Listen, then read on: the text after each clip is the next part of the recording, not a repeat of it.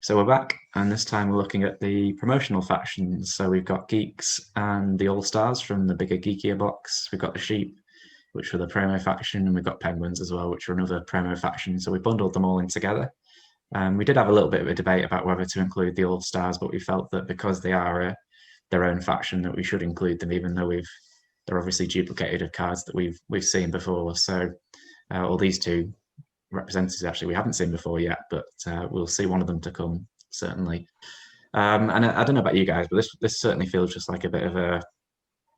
It just feels like we need to just put Wil Wheaton and Felicia Day through to the final and just quickly place everything else. That seems to be what this is going to be. Not to preempt any of the discussions we're going to have, but that I'm pretty sure that's going to be the final. I do feel like it's more of a formality tonight, isn't it? It's just, we're going to go through the general process just because we want to, but yeah, it's as you say, it's a foregone conclusion, really. So first up, then we've got Felicia Day and Non-Infinite Loop, another geek card. So it's two geek cards playing up against each other here. Well, I'm going to vote for Non-Infinite Loop just to give it a fair shot. I'm also going to vote for Non-Infinite Loop as well. Loopy, is it a full house? Go on then, Lee.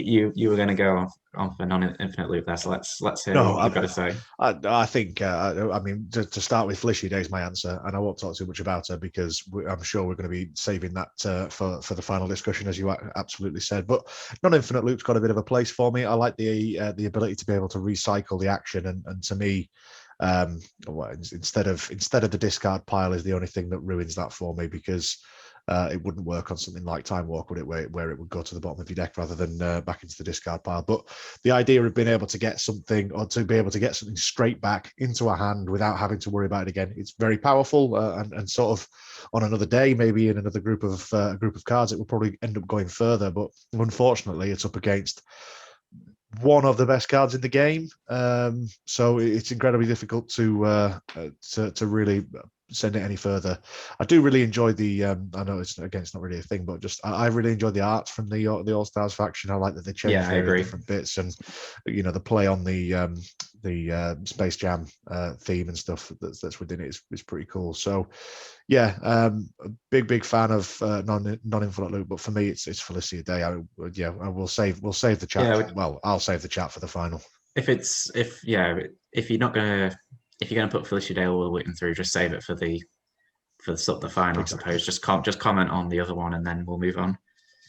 So Luke, do you want to say anything on Non-Infinite Loop, or? Yeah, it's a great card. It was interesting when we did our rankings that it didn't make the cut within Geeks, but it did make the cut within All Stars. Yeah, I think that just tells you how strong the Geeks is, that it doesn't make their top. I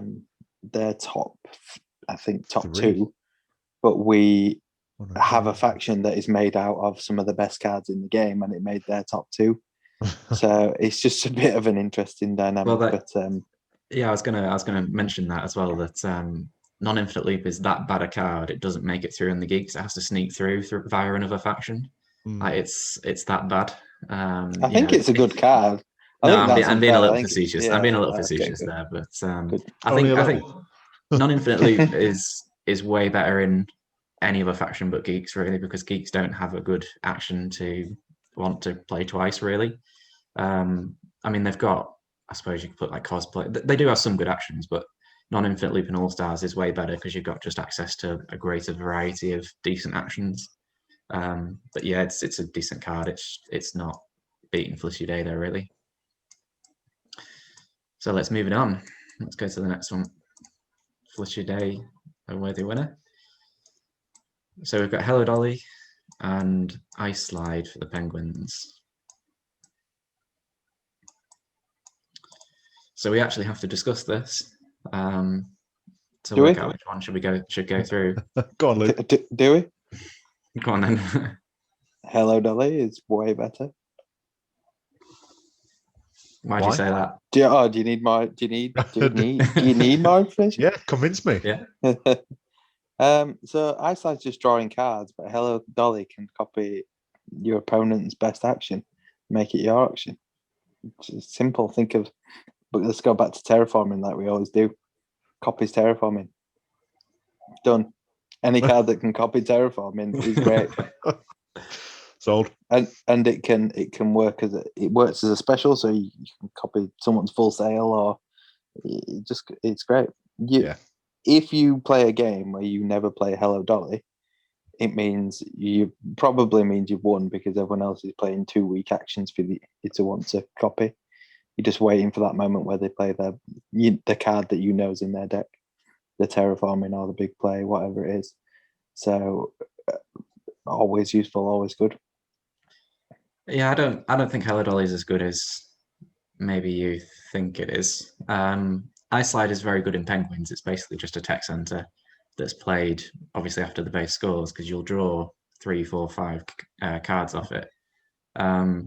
Penguins, I mentioned this to Lee before we came on, but the Geeks are a faction which have very strong individual cards, but they aren't necessarily brilliant as a whole, whereas the Penguins are the opposite. They're a great faction, but they don't have... I certainly struggled with the Penguin picks, picking out the best Penguin cards, because they don't really have standalone strong cards. And I think Ice Slide is very good in the Penguins, but I would probably put Hello Dolly through. As you say, it can copy the ability of another, any other action in the game, basically. But I'm probably going to save the reasons for why it shouldn't go through any further against Felicia Day at this stage. But I think giving Ice Slide the credit it's due. It is a very strong card in Penguins, and what faction wouldn't appreciate having fairly decent card draw after a base scores, which is just when you want it. You reload your hand, ready for the next base. Yeah, you've said everything that needs to be said there. The only disappointing thing I've got with Ice Slide is that it's draw and not play down. If it was play down, it'd be ridiculously good. So yeah, my strength would go to Hello Dolly out of the two of them. Plus, I also like the reference to the actual cloned Dolly the sheep, which is the thing it's just a nice little touch on top of that. But yeah, Hello Dolly to me is the better of the two for all the reasons that have been said. Okay. Are we going to have the fastest ever one that we've done? Fastest ever bracket. I guess it's going to come down to what side we fall later. Yeah, it's going to be interesting. So on the other side, we've got Ghostly Arrival and Little Bo Peep. For me, this one's fairly straightforward. It's Ghostly Arrival, just because it's an incredibly flexible and very strong card. Obviously, it's sort of half a time walk in that you don't get the draw 2, but you do get the extra minion eye, extra action play, which in the All Stars is very useful. It sets up loads of extra plays. It can be comboed with non-infinite loop to play a double Ghostly Arrival.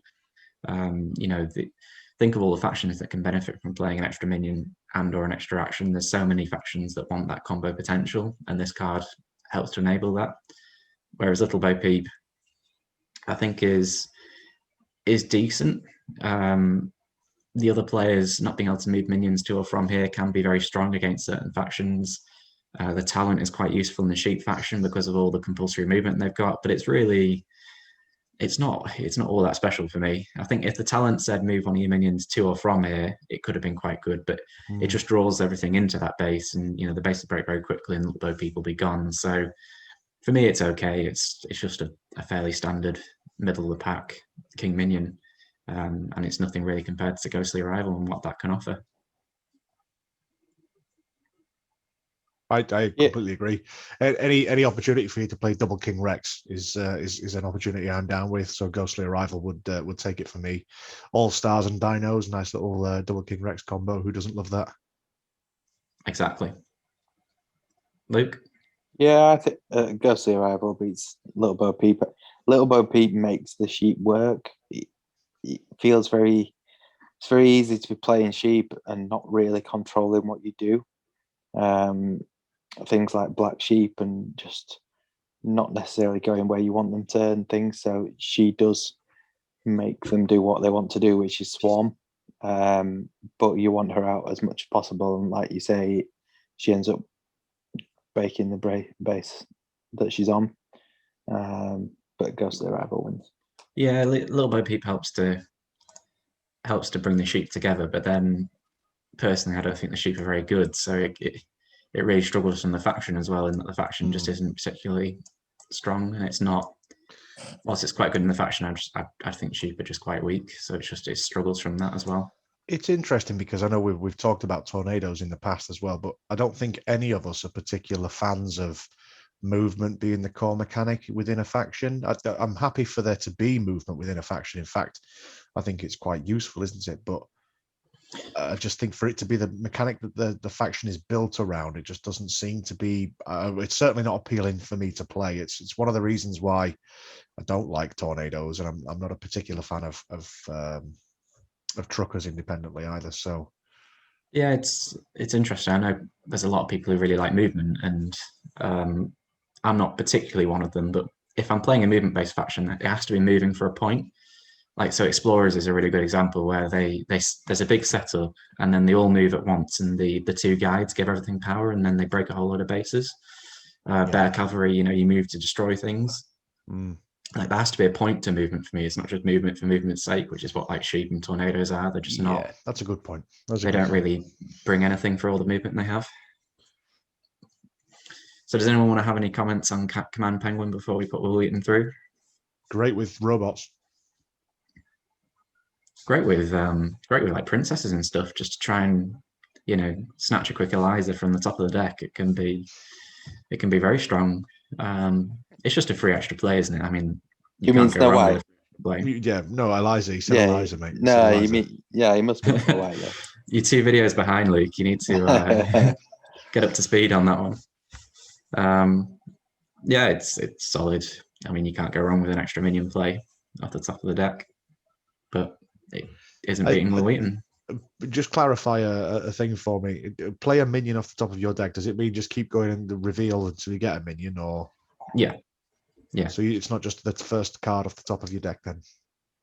Well, it's the first minion off the top of your deck. So as you say, you keep drawing until you. Yeah. So if you maybe manipulate your deck or something, and then you put a minion to the top, it would be the first card. In which case, you don't need to do any shuffling or anything afterwards. Fine. But I'm very much not a Penguins expert. I've played them, I think, once.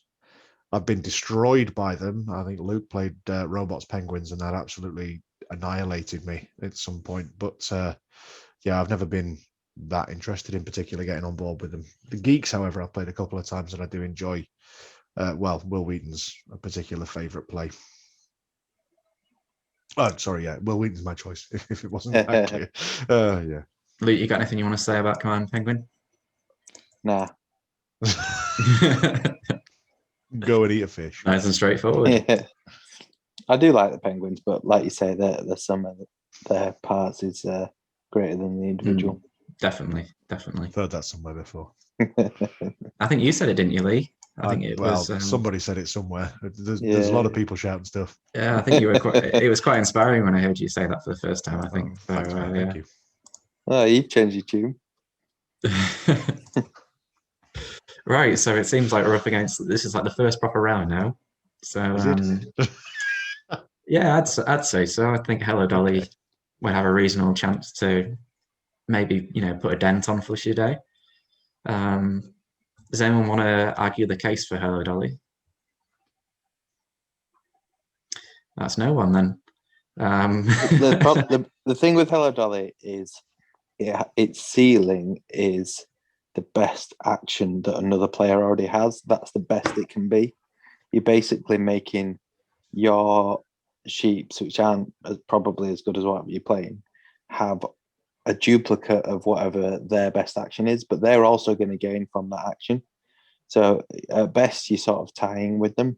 And I don't think that it lifts you up a little bit, but you're using a card to get a card that's as good as theirs. So yeah, it can, if you can use it to counter what they've done, then great. But other than that, it just brings you on a level playing field and never puts you above anyone else. If the sheep has had their own, I mean, I love the theme of it. It's a fantastic idea, and the cloning of the sheep, that's literally what it is. You're copying something, isn't it? And I think it's great. But it's definitely not as strong as Felicia Day. If it countered it by saying like, and the other player does not get that action or something, if it physically stole the action, like desk, that would probably make it a bit stronger. But again, it would defeat the object of the gimmick behind it. Yeah. So, and it doesn't fit the theme. Agree. The theme of the card as well as copying it, isn't it? Obviously. Exactly. I think for me, Hello Dolly suffers from two two big problems. The first one, as you mentioned there, that it's only as good as the action that you can copy from your opponent's faction. But the issue with that, and I'm going to mention this in the final, is that it's pretty much comes down to greed, because you can always.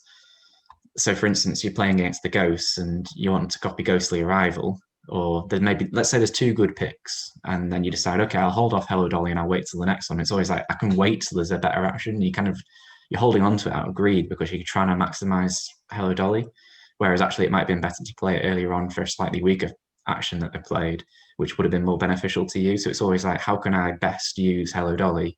I'll wait for the terraforming. Okay, they play Crop Circle. That might have been a really good one to copy, but I'll wait for terraforming because that's the best action in their kind of faction. So it kind of suffers from that mental greed almost of wanting to get the best possible outcome for it. I've forgotten what the second point was going to be. And they might never see they might never draw their terraforming to the hand. You might be waiting forever. Yeah, exactly. The game might end before you can, before you've had that opportunity to get the best outcome for Hello Dolly. And the second thing as well, actually, is so say, for instance, you're playing against the ghosts and you want to copy Ghostly Arrival, and they play Ghostly Arrival, you have to have the other stuff set up in your hand. So if you copy Ghostly Arrival, do you have the extra minion play and the extra action play lined up ready in your hand in order to properly maximize it? So there's a timing issue there as well. So if they wait for ages to play Ghostly Arrival, you've got to hold on to that stuff for ages as well to make sure that you can actually play it for free off their Ghostly Arrival. So it kind of suffers from a bit of that as well. All timing issues, basically. But we'll put Felicia Day through then. First, quick run through to the final. That said, obviously not changing our mind, obviously, but that said, Felicia Day does suffer from a little bit of that herself, doesn't she? Because essentially as does Wil Wheaton, but you don't get a choice to stop all of the minions moving. When you play Felicia Day down, you are moving, or you're clearing the board, you're clearing house.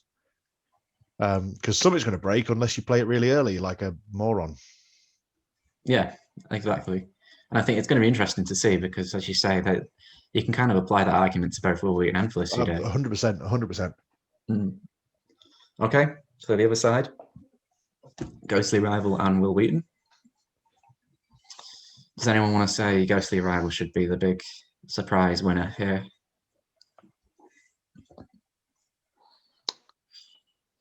Well, if you play Ghostly Arrival, you could play Wil Wheaton and Force of Will for free off the back of Ghostly Arrival. I mean, it's getting fairly close because, in theory, Wil Wheaton has a little bit of what you just said in it, where you might be waiting for them to play Terraforming and never quite do it. But it's other upsides, which we'll get to in the final, probably do make up for that. Ghostly Arrival's just always good, isn't it? There's no... As long as you've got the extra action and the extra minion play. Again, you need to have the cards at hand to be able to play or to make the most of the Ghostly Arrival. But you're absolutely right. It's a great card. It's a great action. I'd take two of them in my deck any day if I'm picking actions. 100%. Yeah. And we'll see Ghostly Arrival again anyway when we do the Awesome Level 9000 one. And certainly in that expansion, it's got a much better chance of winning than it does here. Of course. So and deservedly so as well. Deservedly so. Like it's a very, very good card.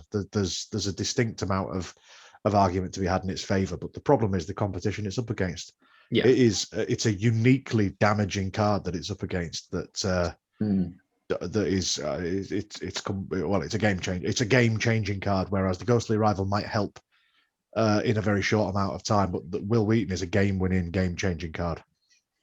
Yeah, it's interesting. I think it's one of those things where every time you play Ghostly Rival, you've probably improved your chances of winning, and it proactively improves your chances of winning. Whereas Wil Wheaton is an enormous block to your opponent. It probably massively subtracts their chances of winning. So it's kind of like one of those really interesting.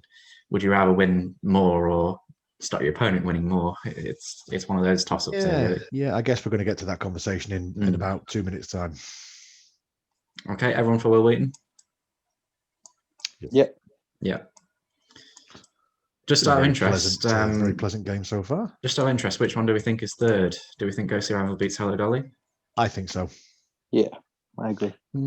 Oh, I'll tell you what's interesting probably- though is that you could clone Ghostly Arrival.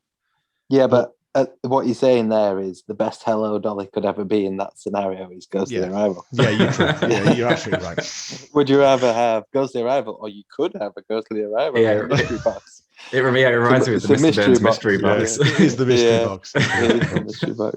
We all know we want the boat. Yeah. Right, here we go. This is what everyone has come to see. It's the big one, the final. Felicia Day and Wil Wheaton. Now, where do we begin with this, really? It's a tough one to even... Who has a feeling? Who has a feeling one way or the other, I suppose? The interesting thing for me to know as a group is we know where each other ranks these. Do we? I can't even remember that now. It was 2 weeks ago. I can remember mine and yours. I can't remember Lee's, you know.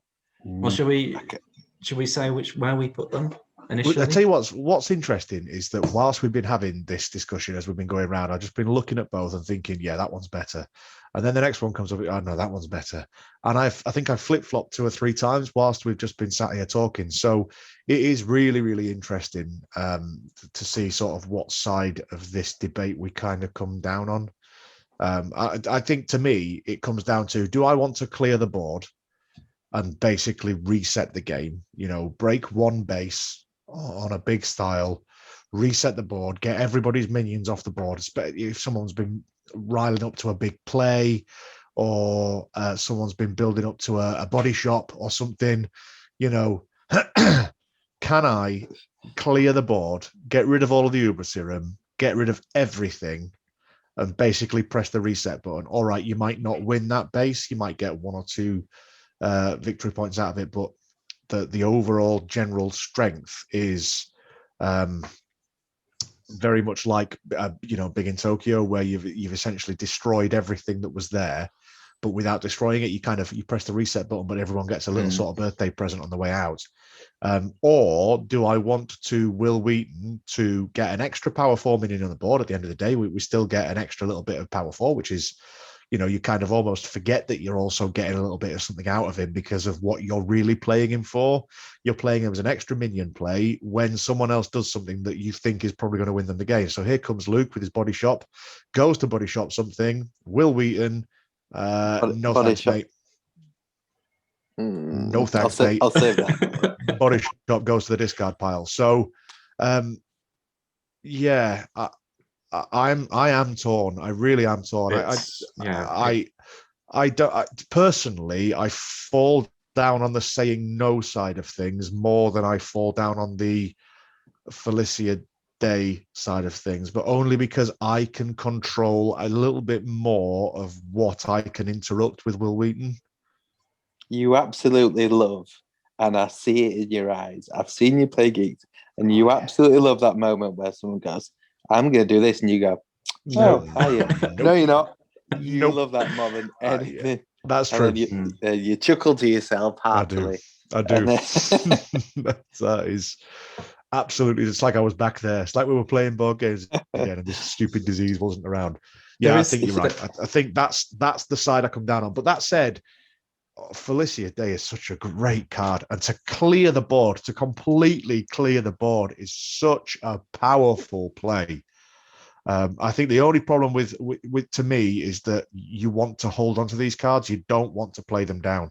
And with your power 4s generally, you want to be putting them down because you want to be getting the effects of, but also you want to be playing minions. So you're kind of relying on whatever partner faction that you've got to be able to draw into these cards and to be able to hold on to them whilst you're playing other minions down. So to me, that's the downside of both of these cards, is that you really want to be able to play your power 4s. And in both of these cases, you can't play them. You'd never play Wil Wheaton as a normal play. My goodness, you're not playing the game properly if that's what you're doing. And the same thing with Felicia Day.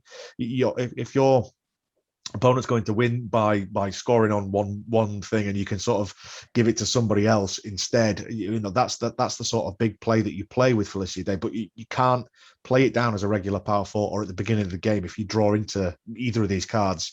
It's great to have in your hand, but you need the right opportunity to be able to play both of them, and I think both of them suffer a lot from this. Is it the right time to play them? It's that terraforming conundrum again, isn't it? It's that I want to do something big, but I don't know when the right time to do something big is. And I think both of these cards have a massive amount of sufferance from that. Yeah, they both suffer from that greed window where you always feel like you can do more with them, or like you always feel like you can just squeeze a little bit of more value out of them. I'll just wait one more turn. I'll just wait for one more, and you might never realize that the best moment to play them both has already passed, and that you've actually moved out of that kind of window of greed. So they definitely both suffer from that. Certainly, I think for me that you mentioned it just then in terms of the geeks really suffer from sort of their minion plays because they already have less minions as a faction. The 4 fans you should never ever play. You always should discard them for a card draw. So really all they've got is the 3 Game Guru cards. And then these 2 as well, which are very situational minion plays. So as a faction, they really, suffer from some sort of the minion plays that they've got. But I think these two abilities are probably 2 of the strongest abilities in the game. Up there with Eliza, up there with Invader. Certainly the strongest 4-power minions in the game by a country mile. So to have a winner out of these 2 is so difficult. I think I'm slightly more edging towards Felicia Day than Wil Wheaton. Interesting. And Luke with the deciding vote. Luke gets to win.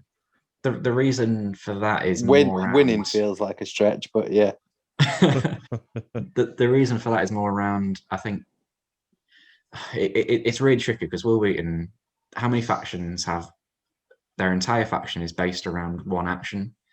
So look at Hydra, one of the new factions from Marvel. They've got that one action which lets them gain +2 power. All their minions gain +2 power on a base if one of their minions has been destroyed, and they only have one copy of that, and that is their big power play. And Wil Wheaton can just completely shut that down. So how many factions rely on a single action to get the whole strategy going? And Wil Wheaton can just simply stop that. The reason I'm leaning slightly more towards Felicia Day is obviously Wil Wheaton, there's Force of Will in the faction, which is an exact copy of the effect, but it doesn't come with the 4-power minion. So it's not necessarily quite as unique, I suppose, as Felicia Day. But for me, Felicia Day it's player count that's the big thing here. Let's say you're playing a 4-player game.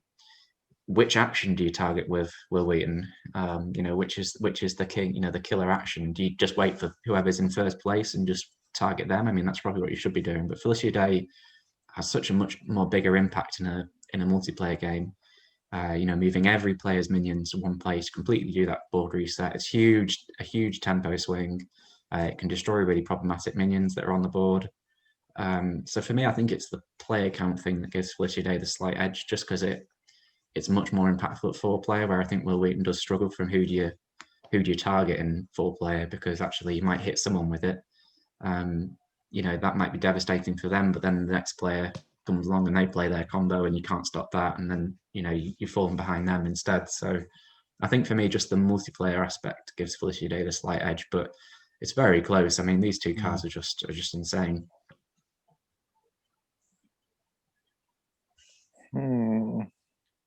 Deciding vote, you say? Bound to happen eventually, wasn't it, Lukey? The interest. Have we talked about? We haven't talked about how good tabletop is as a series. By the way, I've bought a hell of a lot of games on the back of watching tabletop videos. Early on in my board game career, it was where I got a lot of inspiration for games to play, and they do a lot of videos on those, like I don't know what you'd call them, but like the fun games, the little 20-minute games are just fun to play. Yeah, and like entry level games, like what's the phrase for that? Gateway games.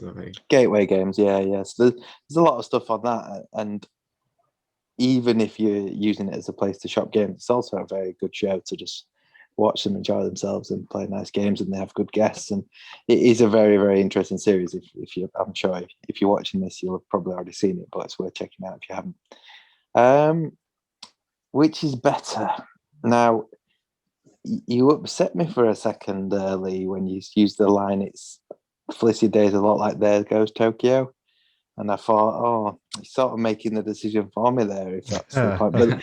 But then you said that everyone did get a little party bag on the way out, or however you phrased it, a little treat on the way out. So yeah, I'll accept that. And I think, Mark, you bang on in your player counts. That has a huge swing on this. Does Little Bo Peep counter Felicia Day? Little Bo Peep just says other players can't move minions to their space. So if you played Felicia Day on that base, then... Okay. Or is it other players can't move them, so you can move other players? Yeah, it's other players cannot move minions to or from here. So I don't know. I'd have to check that. But I assume that means that would suggest that if you tried to move your own minion there, you couldn't. But if someone moved you there, it wouldn't stop it. But I'm not sure. I'd have to check that. But it's a possible. There are cards that counter. So like cards that can't be affected. Yokozuna. Yokozuna, yeah, minions can't be moved. That stops it as well. But then I suppose there are cards that counter Wil Wheaton as well. So zombies are a great example of a faction that counters Wil Wheaton because you don't really mind if it goes to the discard pile. And other factions that can access their discard pile as well, time travelers and things like that. So there are counters to both. There aren't a massive range of counters to both, but there are counters to both. There is no infallible card. There's nothing out there that's perfect. There's always going to be counters to something, apart from There Goes Tokyo, which is very much like Felicia Day. But to me, I was just trying to rile Luke up. You are. Interestingly, when I did my rankings, I put Felicia Day 1 and Wil Wheaton 2, but when I sat looking at them and I really considered them a bit further, it felt like an obvious decision there without really thinking about it too much. But when looking at Wil Wheaton, you can play it as a special, even if you play it in the scoring phase, you can play an extra minion down. So you can add 4 power to the base when it's scoring, when someone's playing a special. You can nerf their action. So if you're losing on a base and they go to play, let's say they go to play Full Sail, you can play your Wil Wheaton down, get your 4, get rid of the Full Sail, and you've snuck your minion in to take the base. Yeah. And I love that. Even just like Lightning Rescue into There Goes Tokyo before the base break, you can stop that chain from happening. Please stop bringing up There Goes Tokyo. Stop it, Mark. Ruining this for me. They've ruined it. And when you talked about nerfing Body Shop, I almost flipped my screen. But I would like to point out that when you say Felicia Day resets the board, she wouldn't remove a previously Body Shopped first mate. So she's not. She's not infallible. God. So that's just a little throwback to what's any previous videos. Stupid. So it's tough. It's tough. I think, like Lee was saying, that Wil Wheaton is his style, and I've seen that style. I think Felicia Day is more my style, or should I probably say that Wil Wheaton isn't quite my style? Yeah, I think that's what this comes down to, doesn't it? Yeah. It's coming down to personal preference, because I think both are deserved winners, but I think it comes down to personal preference 100%. I think I prefer to let people do what they're going to do and play my own game. I don't like to stop people coming up with the dreams and the plans and things like that. And I think Thursday Day is a bit of a laugh when everyone's all of a sudden just lost everything they've built. But I like to let them to let them play and don't like to stop them too much. But very strong. But I think I would fall 50.0001% towards Felicia Day. Give me the dreams. Give me that hope. Close. I mean, my personal preference would be more for Wil Wheaton, because that's more my playstyle than Felicia Day. But I think Felicia Day is slightly the better card. Although, as you mentioned, like Wil Wheaton can stop a special from being played before a base is scoring, like Hidden Ninja and Full Sail and things like that. And it gets even stronger. But then I think it's not. It's a 4-power minion on top of Force of Will. So like there is already a copy of this effect in the faction. So I think. Yeah, but it's not better. I love that. But Force of Will is a very good card, and Wil Wheaton is a slightly better Force of Will. But then, and for the record, the only reason Force of Will's not here is because Wil Wheaton is. So you get that full body on it. I mean, I don't know. Have put Wil Wheaton and Force of Will against each other in this final. For me, it would have been I mean, you couldn't have done that. Felicia Day would have got through, but still, you know what I mean. Yeah, I mean, do we have to just like coin toss this, or are we actually putting? Oh, you said Felicia Day. Luke said Yeah, Felicia Day. Felicia I'd Day for me. happily concede that Felicia Day deserves to win. It's quantified both of what we've said straight away by saying either of these cards could have gone through, could be the worthy winners, and I wouldn't mind either way. I think like Luke said, the Felicia Day play where you clear the board, wonderful. The Wil Wheaton play where you stop somebody full sailing away and take sneaker base are wonderful. There's just wonderful plays that you can make with these cards. Yeah, I think I had the most extreme example of Felicia Day is where you've got, for instance, a 4-player game. You've got 5 bases. 4 of those bases are 22 break points. Each base has 3 King Rexes on them, so they're all 1 point away from breaking. You play Felicia Day, you move all the King Rexes to 1 base, and then someone has massively overpaid for first place, and you've got second place. And sometimes second can be better than first. So Yeah. That's like the most extreme example of making someone overpay for first place on a base, and that's the kind of tempo that Felicia Day can bring. Not that the Geats can really capitalize on that, because they suck at playing minions and they suck at playing extra minions, but it does help to slow the game down, which is what they sort of want to be doing. You make someone really overpay for first place, get one extra victory point, one extra victory point than you, and then you play that card that gives you an extra victory point. Cosplay, tie them up. That's the play. Or even better, if there's a dragon on there as well, so first place loses out. Should we wrap it up on the next? I'll just do a very quick meeting. We'll wrap it up on the next meeting, and then cool. We can have a quick conversation because it's about to end this one. So just before we got cut off, we were wrapping up with Felicia Day as the champion, I believe. Right. As close as it was, and I'm sure that we would happily have had Wil Wheaton as the winner, but we just felt on, all things considered, Felicia Day had the slight edge on this one, and I think as we mentioned several times, both could have been the worthy winner, and both really deserved to go through. It's just a shame that we have to pick one. So Felicia Day has it, and let us know if you think Wil Wheaton should have been the winner as opposed to Felicia Day, and why. But other than that, have you got anything else you want to add to that? Apart from all the, is it live long and is that what you're doing? Live long and prosper. Yeah, it's what she's doing in the photo. All right. Yes, of course. Yeah. Live long and may the force be with you, or something, isn't it? Oh, don't do that. May the force be with you, Harry. if you'd like to correct Lee and Mark in the comments, please feel free to like and subscribe. But yeah, I think this will be the quickest one we've ever done. So I know we wanted them below 45 minutes, Luke, and I think we finally might have achieved that. Yeah. The first one. First time, yeah, first one. So with that being said, I think we'll wrap it up, and we'll see you on the next one. Don't forget to like and subscribe.